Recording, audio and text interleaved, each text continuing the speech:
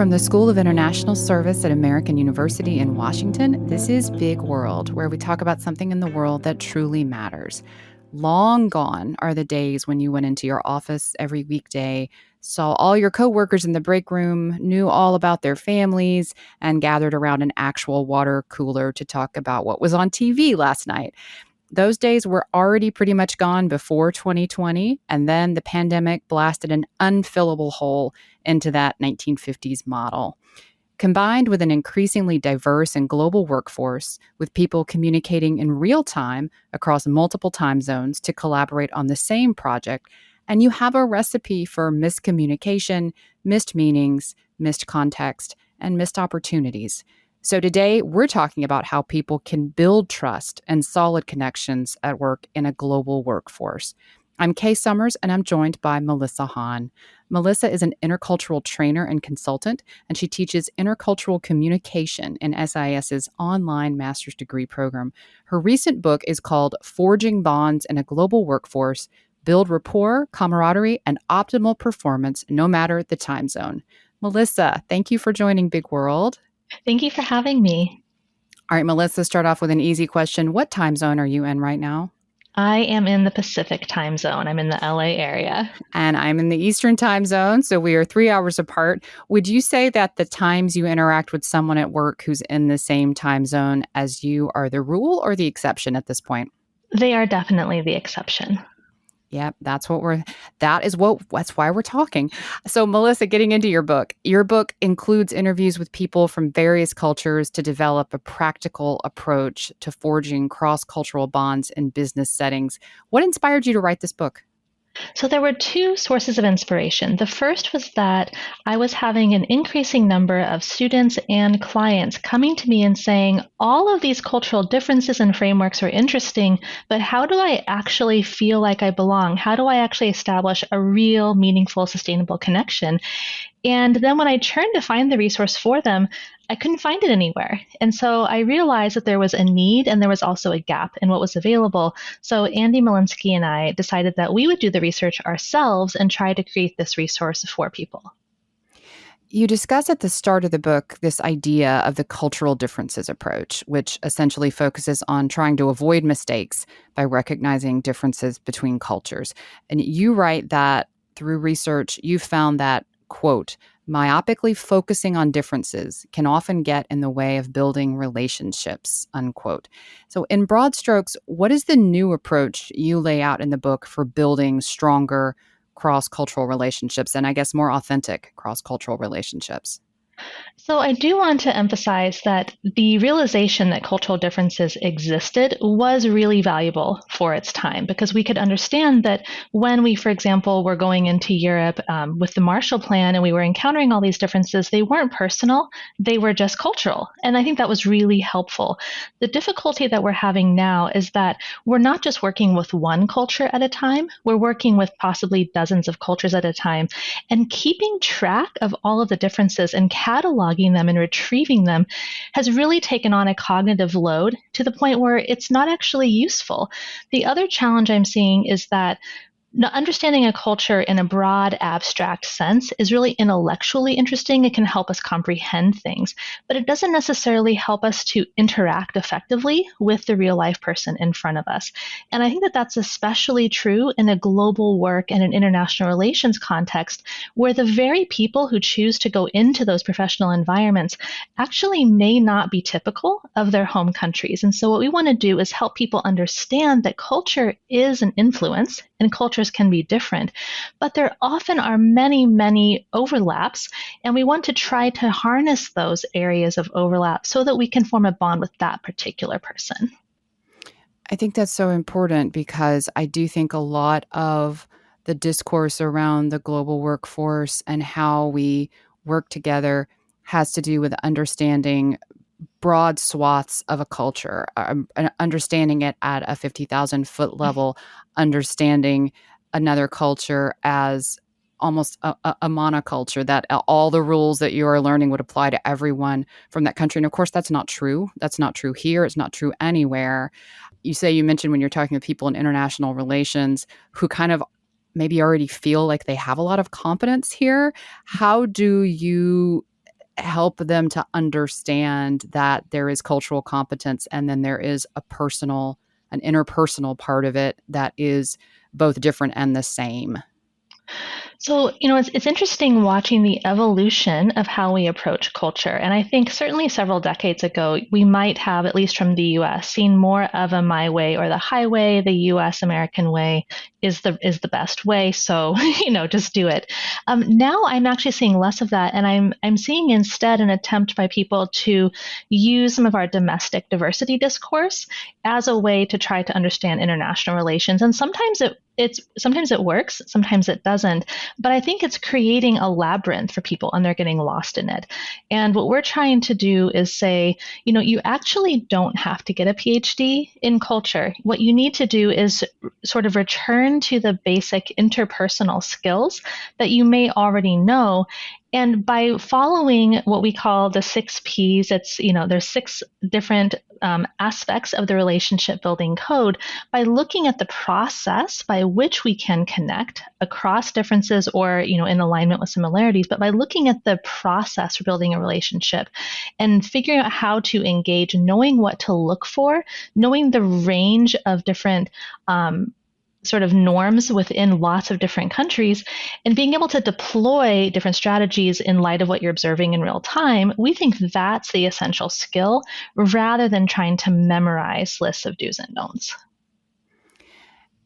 And I'm wondering, for people, especially maybe people who recently entered the workforce and came in a post-COVID landscape, may find themselves wondering, why is it important that I have these good interpersonal relationships, especially if we're in different time zones and I'm working on something and then you pick it up and you work on it and we communicate by email and everything should be super straightforward. And why does this even matter? So why would you explain to someone with that perspective that it's important to build cross-cultural relationships in business settings? So there are 2 main reasons. One of the reasons that we explore in the book is that relationships themselves are often the kind of vehicle and the mechanism by which we can accomplish the work. One quick example is somebody that I interviewed who worked on a global team, and he told me that the weekly brief check-ins, 15 minutes to a half an hour, with the managers who were in countries, the US, the Netherlands, France,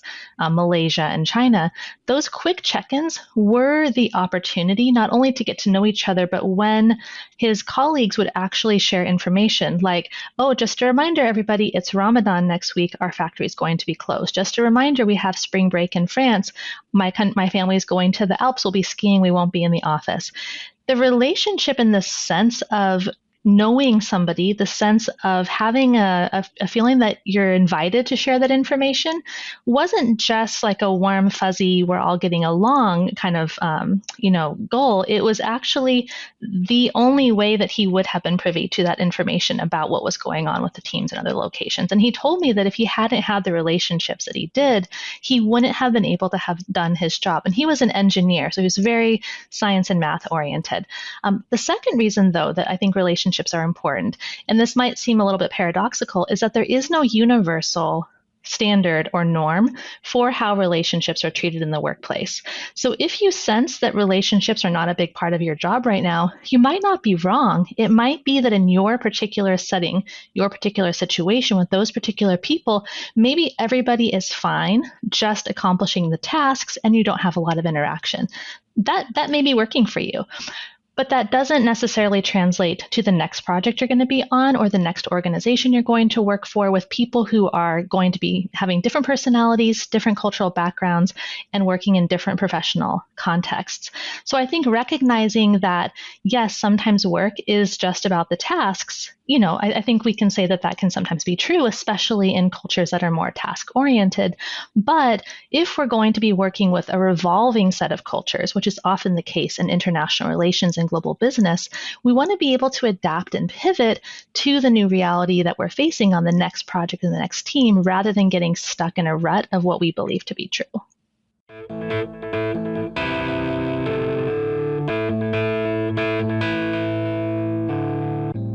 Melissa Hahn, it's time to take 5. You, our esteemed guest, get to daydream out loud with 5 policies or practices you believe would change things for the better.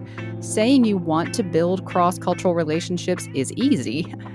Doing it isn't always easy. So, what are 5 tools to help build cross-cultural relationships?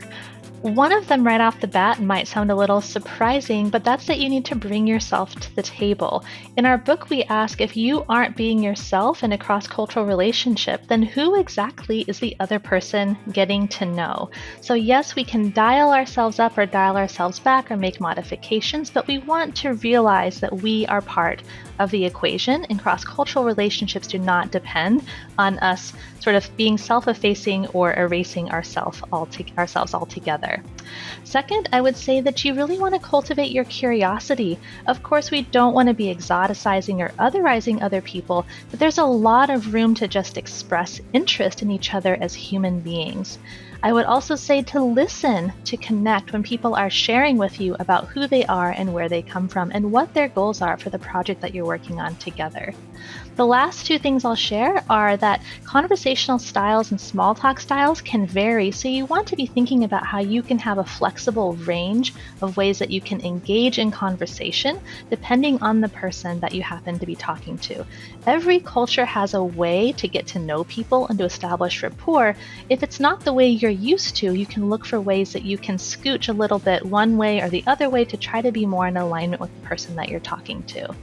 And finally, we want to be emphasizing that it's not just about memorization, but about engagement. And when you're engaging with somebody in real life, it's going to be an open-ended experience. It's not the same as following a script. So don't be afraid to put yourself out there, say hello to somebody, and see where the conversation might take you. Thank you. Melissa, you mentioned earlier that the U.S. framing around DEI initiatives, that when people try to adopt that in global context, it isn't always accurate or helpful. It doesn't always overlay as neatly as we might think it would. Can you dig into that a little bit just for people who really only have a U.S. perspective at this point? Yeah, so one of the things that's been really interesting for me, and this is actually a reason that we don't attempt to tackle it in our book, is that my colleagues from other countries have shared with me that their understanding of diversity in the workplace and their kind of language around how to do that better varies widely. So in many European countries, diversity efforts are primarily centered around gender. And in other countries, such as France, there's been a lot of debate about whether you can actually have a hyphenated identity. Can you be French Algerian, or do you just need to be French? And it seemed like it was going to be difficult to offer a guide that was going to address every different country. So I think sometimes when we come in with the language we're familiar with, we might think that we are clear because we're clear on what it means in our context. But we might actually be muddying the waters if the meaning that we're intending to send when we're talking about diversity doesn't have the same meaning in the other context.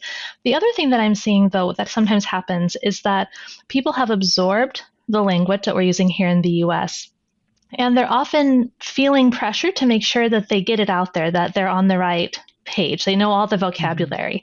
And that vocabulary may be useful, but simply memorizing it is not the goal. You don't necessarily know all of the background of the person that you're interacting with, or if that's the way they even want to be approached, and if that's going to be the most helpful way to work with them. And so I think we want to be understanding that we have a really unique domestic context, and we're working in a global context. And sometimes those are going to match, and sometimes there's going to be a gap between the two. It doesn't mean one is wrong. It just means that we are operating kind of on 2 different levels simultaneously.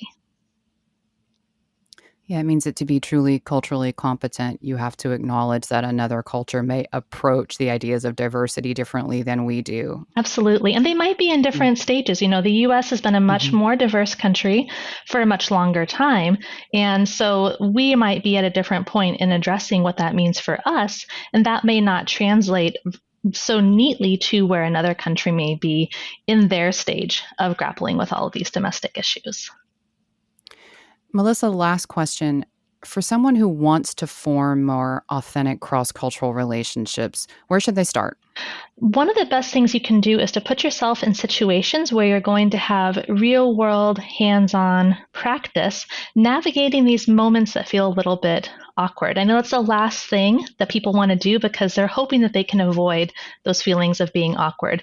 But I think the cultural competence in building relationships is analogous to riding a bike.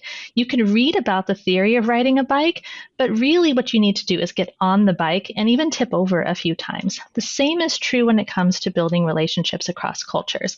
You might have a natural knack for it, but you might also find that you have to practice, you have to experiment, you have to see what seems to be working for you, what seems to be working for the other people. So I would go to conferences, I would find mentoring opportunities, I would volunteer in cross-cultural situations. If you are in the DC area, I would definitely take advantage of embassy events. Anywhere where you're going to be forced to engage with somebody else who might come from a different cultural background from you is going to help you to flex those muscles, and you'll find that you get better at it as you go. And it sounds like you can't be afraid to get caught trying. You know that you have to be willing to, if there is awkwardness that comes from good intentions, to figure a way to work out of that instead of avoid it altogether. Absolutely. And of course, there are some faux pas that can completely undermine your attempts at relationship building. But on the whole, I've found that many people are far more gracious and forgiving than we give them credit for. If I'm interacting with somebody from China, they can probably tell I'm not from China. They're going to be appreciative of my effort to meet them where they are more than they're going to be judgmental that I haven't mastered their culture. So we don't want to let the fear of imperfection hold us back from really achieving something good.